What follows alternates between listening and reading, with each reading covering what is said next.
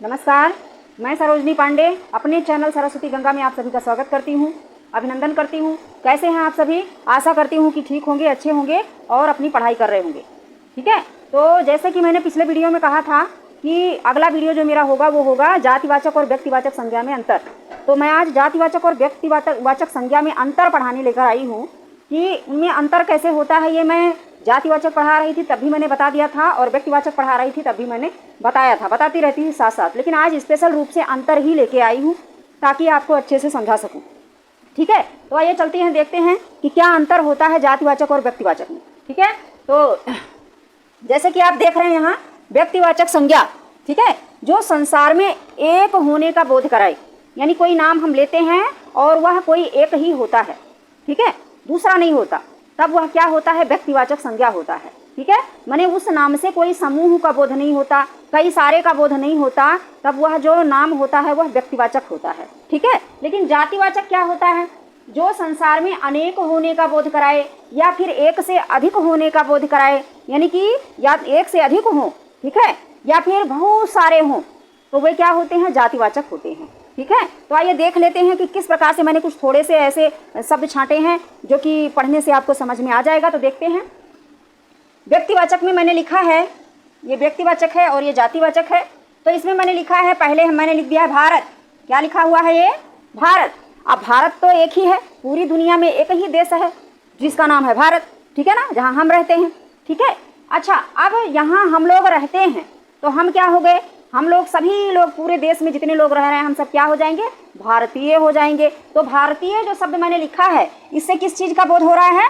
बहुत सारे का बोध हो रहा है, अनेकों का बोध हो रहा है, एक से अधिक का बोध हो रहा है, यानी कि कोई एक नहीं है। हम भारत में कितने लोग हैं? 135 करोड़ लोग हैं। ठीक है, तो भारतीय क्या हो गया? जातिवाचक हो गया। ठीक है, अच्छा, दूसरा चीन है। हमारे जो पड़ोसी देश है वो क्या है? चीन है। तो चीन जो है, चीन उस देश का नाम है, लेकिन वहाँ रहने वाले लोग कितने हैं? ठीक है ना, कई सारे, बहुत सारे लोग, पूरे देश में जितने लोग रहते हैं सभी क्या हैं? चीन के लोग हैं। तो उन्हें क्या कहेंगे? चीनी आदमी, है ना, कहेंगे चीन का है, इसे चीनी कहेंगे, ये चीनी है ना। तो जो चीन का रहने वाला होगा उसे चीनी कहेंगे। तो चीनी जो है, चीनी किसको कहेंगे? पूरे सभी लोगों को कहेंगे, जितने लोग वहाँ रहते हैं चीन में सबको चीनी ही कहेंगे। ठीक है, अब खाने वाली चीनी मत समझ लेना, मैं चीन देश की बात कर रही हूँ। ठीक है, अच्छा, अगला है हमारा, मैंने लिखा है यहाँ पर जापान, दिख रहा है? जापान। ठीक है, तो जापान तो एक देश का नाम है, महादेश है वो जापान, है ना, लेकिन उसमें वहाँ रहने वाले लोग कितने लोग हैं? एक दो लोग तो हैं नहीं, ठीक है, बहुत सारे लोग हैं, तो उनको हम क्या कहेंगे? जापानी कहेंगे। क्या कहेंगे? जापानी कहेंगे। ठीक है, तो जापानी का मतलब वहाँ रहने वाले सभी लोग हो गए उसमें। लेकिन जापान अगर कहते हैं तब क्या होता है? किसी एक देश का नाम। ठीक है, तो जापान क्या हो गया? व्यक्तिवाचक संज्ञा। और जापानी क्या हो गया? बहुत सारे लोग जो वहाँ निवास करते हैं वे जापानी हैं। जापान में जितने लोग निवास करते हैं उनको जापानी कहा जाता है। तो एक से अधिक हो गए, है ना, अनेक हो गए। ठीक है, फिर है श्रीलंका। हमारा पड़ोसी देश क्या है? श्रीलंका। ठीक है ना, अब श्रीलंका तो एक देश का नाम है ना, पूरी दुनिया में एक ही देश है जिसका नाम है श्रीलंका, लेकिन श्रीलंका में निवास करने वाले लोग क्या हैं? श्रीलंकाई। हम उन्हें श्रीलंका के निवासी या श्रीलंकाई करते हैं। ठीक है, श्रीलंकाई माने वहाँ के रहने वाले लोग। तो एक से अधिक लोग हो गए, ठीक है, अनेक लोग हो गए। ठीक है, और उसके बाद मैंने लिखा बिहार। बिहार एक स्टेट का नाम है, एक राज्य का नाम है, लेकिन वहाँ जो लोग रहते हैं हम उनको क्या कहते हैं? बिहारी, है ना, सब हम लोग कहते हैं बिहारी आ गया, बिहारी आ गया, ऐसे कहते हैं ना सब लोग। तो मतलब वहाँ की जो जनता है उनको बिहारी कहा जाता है। तो बिहारी शब्द से किसका बोध हो रहा है? एक से अधिक का बोध हो रहा है। ठीक है, अनेक का बोध हो रहा है। उसके बाद मैंने लिखा हमारा देश है राजस्थान, वो हमारा स्टेट है, राज्य है राजस्थान। तो राजस्थान जो है एक हमारे प्रदेश का नाम है। ठीक है, एक प्रदेश है जिसका नाम है राजस्थान, लेकिन वहाँ पर निवास करने वाली जनता जो है, लोग जो हैं, वो क्या कहलाते हैं? राजस्थानी कहलाते हैं। जैसे ही हम उनकी भाषा सुनते हैं तो हम क्या कहते हैं? ये राजस्थानी बोल रहा है। ठीक है ना, यानी कि ये राजस्थानी है, ये राजस्थान का रहने वाला है। ठीक है, तो राजस्थानी शब्द से किसका बोध हो रहा है? एक से अधिक का बोध हो रहा है, अनेकों का बोध हो रहा है। ठीक है, तो इस प्रकार से हमने क्या देखा कि यदि हम किसी का नाम ले रहे हैं, ऐसा नाम ले रहे हैं जिससे सिर्फ एक का बोध होता है, तब वह क्या होता है? व्यक्तिवाचक संज्ञा होता है। ठीक है, लेकिन जब हम ऐसे शब्द को बोल रहे होते हैं जो संज्ञा तो है लेकिन वह कई सारे लोगों का बोध कराता हो, ठीक है, तब वह क्या होगा? इस प्रकार से लिखा जाएगा, उसे जातिवाचक कहेंगे। ठीक है, तो भारत क्या है? एक है, लेकिन भारतीय यानी भारत में रहने वाले लोगों को भारतीय कहा जाता है। तो 135 करोड़ जनता है, ठीक है। तो भारतीय शब्द से एक हमें क्या पता चलता है कि एक से अधिक लोग जो है ये एक से अधिक लोगों को बता रहा है, दर्शा रहा है, ठीक है। ऐसे ही ये सभी शब्द हैं जो मैंने बता दिए हैं। अब मैं एक छोटा सा और उदाहरण देती हूँ, जैसे जाति हो गई, जाति हो गई, ठीक है। जाति, जाति माने वर्ण, है ना। हम लोग कहते हैं ना इस जाति के हैं, उस जाति के हैं। तो जैसे मान लिया मैंने कह दिया ब्राह्मण, मैंने कहा ब्राह्मण, ठीक है, मैंने ब्राह्मण कहा। अब ब्राह्मण शब्द से क्या समझ में आ रहा है कि ये किसी जाति का बोध करा रहा है, ठीक है। क्या समझ में आ रहा है, किसी जाति का बोध करा रहा है, यानी कि ब्राह्मण एक दो लोग थोड़ी होते हैं, ब्राह्मण तो कई सारे लोग होते हैं, है ना। उनकी अलग अलग जो है उपाधियां होती हैं, अलग अलग उनको पांडे, शुक्ला, त्रिपाठी, मिश्रा, है ना, शर्मा, पाठक, चौबे, दुबे, सब बहुत सारी चीज़ें कहते हैं। तो वो सभी के सभी क्या होते हैं, ब्राह्मण होते हैं, ठीक है। लेकिन अगर इसी में हमने ये कह दिया कि महेश, महेश ब्राह्मण है, महेश क्या है, ब्राह्मण है, ठीक है। तब क्या होगा, तब जो है महेश को अगर हमने लगा करके ब्राह्मण कहा, तब क्या होगा, तब वह व्यक्तिवाचक संज्ञा होगा। यानी कि ब्राह्मण जो शब्द है ये जाति का बोध करा रहा है, एक जाति को दर्शा रहा है कि ब्राह्मण का मतलब बहुत सारे लोग हैं जो एक जाति में आते हैं। लेकिन जो महेश शब्द आया, यानी कि महेश क्या है, ब्राह्मण है, ठीक है। और ब्राह्मण शब्द से व्यक्तिवाचक का बोध हुआ, और महेश से किसका बोध हुआ, व्यक्तिवाचक का, और ब्राह्मण से जातिवाचक का। ब्राह्मण शब्द से किस चीज़ का बोध हुआ, जातिवाचक का, और महेश शब्द से जो है व्यक्तिवाचक का बोध हुआ। यानी कि यहाँ ये अकेला है, महेश नाम के बहुत सारे लोग नहीं हैं, वो अकेला है जिसका नाम है महेश, ठीक है। तो वो व्यक्तिवाचक में आएगा। लेकिन ब्राह्मण शब्द जो है, ब्राह्मण का नाम लेते ही किसी एक ने कह दिया कि मैं ब्राह्मण हूँ, तो दूसरा सामने वाला कहता है अच्छा तुम भी ब्राह्मण हो, मैं भी ब्राह्मण हूँ, है ना। जातिवाद ऐसे होता है ना। तो ऐसे शब्द जो जाति का बोध करा रहे होते हैं वो सभी किस में आते हैं, जातिवाचक संज्ञा में आते हैं, ठीक है। लेकिन जिस शब्द से हमें किसी व्यक्ति का एक होने का, माने कि हमने महेश कहा तो महेश एक ही है, चार नहीं है, और होंगे तो अलग अलग दूर दूर, है ना। यानी कि महेश शब्द जो है वो शंकर भगवान को के लिए प्रसिद्ध है। शंकर भगवान को कहा जाता है महेश, महा प्लस ईश। तो महेश जो है वो शंकर जी को कहा जाता है, शंकर जी तो एक ही हैं, ठीक है। तो जो शब्द एक का बोध कराता है वो व्यक्तिवाचक, और जो कई सारे लोगों का बोध, कई सारी चीज़ों, समूह का बोध कराता है, एक से अधिक का बोध कराता है, वो जातिवाचक होता है, ठीक है। आइए थोड़ा सा दो चार वाक्य लिख के समझते हैं।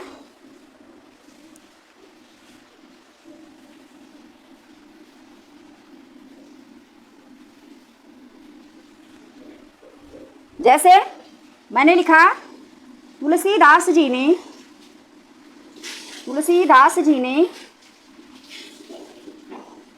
रामचरित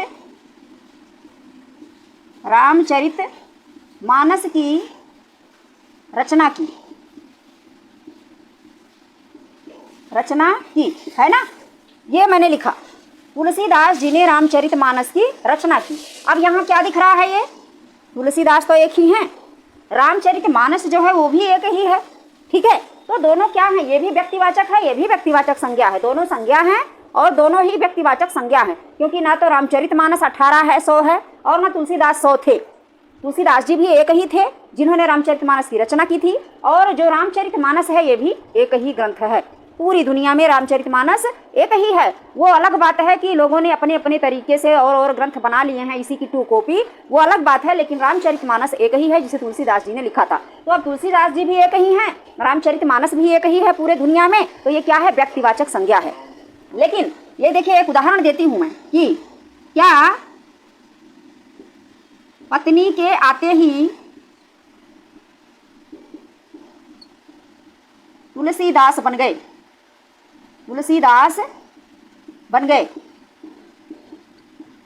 ठीक है। अब सब लोग कहते हैं ना ऐसे, क्या तुलसीदास बन गए हो, यानी कि पत्नी की बात सुनते रहते हो, है ना, ऐसे, ठीक है। अब यहाँ देखिए कि क्या पत्नी के आते ही सॉरी यहाँ ये रह गया कि तुलसीदास बन गए, ठीक है।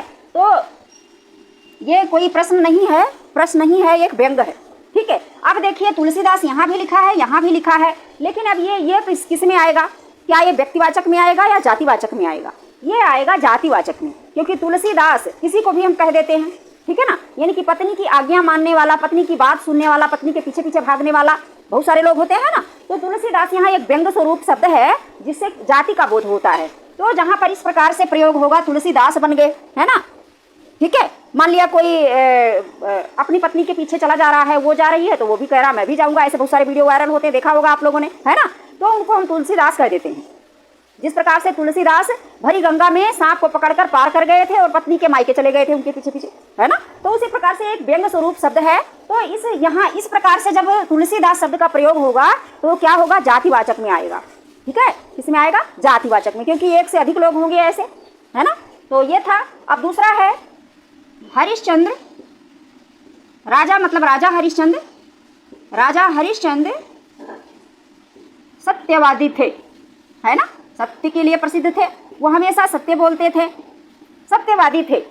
लेकिन कुछ लोग कहते हैं वो आ रहा हरिश्चंद्र, वो आ रहा हरिश्चंद्र, वह हरिश्चंद्र आ रहा, है ना, ऐसे ऐसे कह देते हैं लोग, हरिश्चंद्र आ रहा।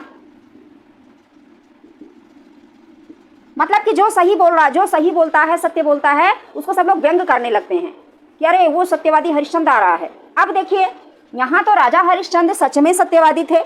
सबको पता है कि उन्होंने सत्य के कारण, अपने धर्म का निर्वहन करने के कारण और सत्य बोलने के कारण उन्हें अपनी पत्नी और पुत्र दोनों को बेच देना पड़ा था। कैसे कैसे कष्ट सहने पड़े थे, सिर्फ किसके कारण से, सत्य बोलने की वजह से। लेकिन ये तो बिल्कुल सही है। लेकिन यहाँ क्या हो रहा, वह आ रहा, वह हरिश्चंद्र आ रहा। अब यहाँ हरिश्चंद्र क्या होगा, क्या होगा यहाँ पे, हरिश्चंद्र एक व्यंग होगा, है ना, व्यंग होगा। और यहाँ पर जो हरिश्चंद्र कहा जा रहा है, ऐसे बहुत सारे लोग होते हैं जो सच बोलने की कोशिश करते हैं। तब यह किस में आएगा, जातिवाचक में आएगा, क्योंकि ये बहुत सारे लोगों का बोध करा रहा है ना। यानी हरिश्चंद्र बोलने वाले कई सारे हो जाएंगे तो जाति का बोध करा रहा है ना। ठीक है। और यहाँ पर क्या हो रहा है, यहाँ पर जाति का बोध नहीं करा रहा है, यहाँ सच में जो वास्तविकता है वही कहा जा रहा है। तो यहाँ पर जो राजा हरिश्चंद्र है वो क्या है, व्यक्तिवाचक में है। ये व्यक्तिवाचक, व्यक्ति सूचक जो व्यक्तिवाचक संज्ञा है उसका बोध करा रहा है, यानी एक का बोध करा रहा है। ठीक है, ये शब्द जो है वो एक का बोध करा रहा है जो सच्चाई है। लेकिन यहाँ क्या है कि कई सारे हैं, किसी को भी हम हरिश्चंद्र कह लेते हैं। जो सच बोलने की कोशिश करता है, जो सत्य के मार्ग पर चलने की कोशिश करता है, उसको हम सत्यवादी कह देते हैं, है ना। तो ये कई सारे हो गए यहाँ पर। तो ये जो है इस प्रकार का जब प्रयोग होता है तब ये जातिवाचक में आता है। और जब इस प्रकार का यानी सच जो वास्तविकता होती है उस रूप में जब प्रयोग किया जाता है तब वह क्या होता है, व्यक्तिवाचक में आता है। ठीक है, तो मुझे लगता है ये समझ में आ गया होगा। उसके बाद हम अगला देख लेते हैं। जैसे कहा गया नेताजी सुभाष चंद्र बोस, यानी नेताजी, सुभाष चंद्र नहीं, नेताजी का नारा था, नेताजी का नारा था, है ना, बहुत बड़ा हो जाएगा। नेताजी ने आज़ाद हिंद फौज की स्थापना की। ठीक है, मैं ये कहूँगी नेताजी ने आज़ाद हिंद फौज की स्थापना की, आज़ाद हिंद फौज की स्थापना की, स्थापना की, दिख रहा है ऐसे समझ लीजिएगा इसको, आज़ाद हिंद फौज की स्थापना की। ठीक है, ये लिख रहा, मैं मुंह से बोल रही हूँ, सुनते रहिएगा। ठीक है। अब दूसरा क्या है कि मैंने कहा कि हमारे देश में नेताओं की भरमार है ना, हमारे देश में नेताओं की भरमार है। अब देखिए दो नेता लिखा है मैंने, एक लिखा है नेताजी ने आज़ाद हिंद फौज की स्थापना की, एक हो गया। दूसरा है हमारे देश में नेताओं की भरमार है, यानी कि सभी लोग नेता बन रहे हैं, है ना, अपनी अपनी जगह सब लोग नेता बन रहे हैं। तो आप देखिए यहाँ क्या हो रहा है, यहाँ तो सच्चाई है कि नेताजी जो थे उन्होंने आज़ाद हिंद फौज की स्थापना की थी, ठीक है, अंग्रेजों से लड़ने के लिए। लेकिन दूसरा है हमारे देश में नेताओं की भरमार है। अब नेता मतलब नेता जो है वो बहुत सारे लोग नेता ही बन रहे हैं। यहाँ नेताओं का मतलब हो गया बहुत सारे, एक से अधिक, अनेक। ठीक है, तो नेताओं का मतलब क्या हुआ कि ये भी नेता, वो भी नेता, वो भी, यानी एक जाति के रूप में ये हमें दिखाई दे रहा है। ठीक है, तो नेताओं यहाँ पर जो नेताओं लिखा है ये किस रूप में है, जाति सूचक में है। ठीक है, जाति सूचक है, ये जातिवाचक है। ठीक है, ये जातिवाचक है। लेकिन यहाँ जो नेता है ये किस रूप में है, ये व्यक्तिवाचक में है, क्योंकि नेताजी एक ही थे, उनका नाम था नेताजी सुभाष चंद्र बोस। क्या नाम था, नेताजी सुभाष चंद्र बोस। तो अब देखिए मैंने क्या बताया था कि जो व्यक्तिवाचक होता है, जो व्यक्तिवाचक शब्द होता है उससे हम बहुवचन नहीं बना सकते। जैसे मैंने अभी जैसे मान लिया मैं लिखती हूँ शंकर जी, शंकर लिखती हूँ। अब शंकर जी तो एक ही थे, तो हम उन्हें शंकरों नहीं लिखेंगे या शंकरिया नहीं लिखेंगे, है ना, माने उसका बहुवचन नहीं होगा क्योंकि शंकर जी एक थे। ठीक है। लेकिन जातिवाचक अगर मैं करूं कि जातिवाचक जो शब्द होता है, जैसे मैंने यहाँ नेता लिखा था, अब यहाँ नेताजी को एक ही थे नेताजी, तो हम ये नहीं कह सकते ना नेताओं जी नहीं कह सकते, ठीक है, क्योंकि नेताजी एक ही थे। लेकिन बहुत सारे जब नेता होते हैं तो उसमें बहुवचन लगा दिया जाता है। कैसे? नेताओं की कमी नहीं है। यानी कि जो जातिवाचक होता है, जो जातिवाचक शब्द होते हैं उनके बहुवचन बनाए जा सकते हैं, ठीक है। लेकिन जो व्यक्तिवाचक शब्द होते हैं उनके बहुवचन नहीं होते, क्योंकि वो पूरी दुनिया में या पूरे देश में, पूरी उस क्षेत्र एरिया में एक ही होते हैं, ठीक है। जैसे राम की बात करूं तो राम पूरे दुनिया में एक ही थे, सीता पूरे दुनिया में एक ही थी, दशरथ एक ही थे, है ना। इस प्रकार से जिसका नाम जिस नाम से प्रसिद्ध हो गए जो, वो एक ही थे। रावण एक ही था, दूसरा नहीं हो सकता। मेघनाथ एक ही था, है ना। पूरी दुनिया में जितने भी हैं, मैं नरेंद्र मोदी की बात करूं तो वो एक ही थे। योगी जी अकेले हैं, एक ही हैं, दूसरे योगी पैदा नहीं हो सकते उनकी तरह, है ना। तो ऐसे जिन शब्दों से हमें किसी एक का बोध होता है, दूसरा नहीं होता उस नाम से, उसे व्यक्तिवाचक कहते हैं। और जिससे एक से अधिक होने का बोध होता है उसे जातिवाचक कहा जाता है, ठीक है। तो मुझे लगता है कि ये सारा का सारा समझ में आ गया होगा। मैंने कई तरीके से आप लोगों को बता दिया है। ये जो मैंने अंतर आप लोगों को पढ़ाया है, जातिवाचक और व्यक्तिवाचक में अंतर पढ़ाया है मैंने। बहुत कोशिश की है कि उदाहरण दे करके भी और वाक्य लिख करके भी, कि आपके समझ में आ जाएगा। तो आप इसे देख लीजिएगा। अगर कहीं नहीं आता है समझ में, कुछ आपको कन्फ्यूजन कहीं रह जाती है, तो आप कमेंट कर सकते हैं, और कमेंट का उत्तर जो है वो वीडियो के माध्यम से दे सकती हूँ मैं, क्योंकि कमेंट में तो आपको पढ़ा नहीं सकती, तो वीडियो के माध्यम से आपको उसका जवाब मिल जाएगा, ठीक है। तो मेहनत करके पढ़ते रहिए। जो कुछ समझ में ना आए कमेंट जरूर कीजिए, तभी मुझे पता चलेगा कि आप पढ़ रहे हैं और आपकी समझ में नहीं आया या आया है। उससे क्या होती है कि मुझे प्रेरणा मिलती है और अच्छा करने की या अपने गलती का सुधार करने की, ठीक है। तो बस वीडियो देखते रहिए, पढ़ते रहिए। नमस्कार।